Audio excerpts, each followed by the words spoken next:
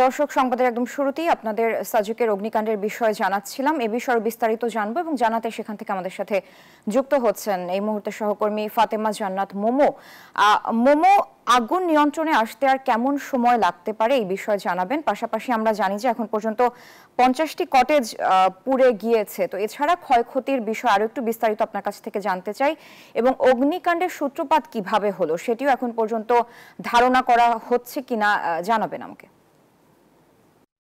আল্লাহ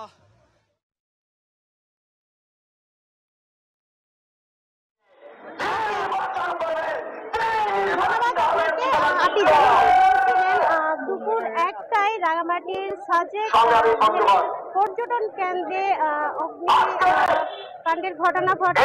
আমরা যতদূর সাজেকের একটি অগ্নিকাণ্ডের সূত্রপাত হয়, যেহেতু এটি দুর্গম এলাকা, রাঙামাটির কারণে এখানে ফায়ার সার্ভিস এবং অগ্নি নির্বাপনের কাজ করে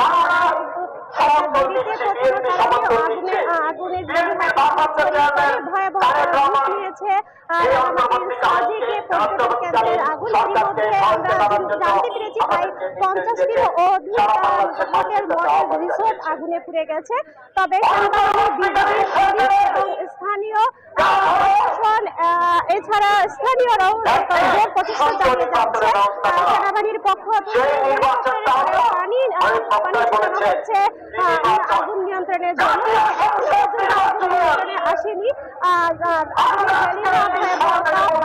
বলে আমরা জানতে পেরেছি।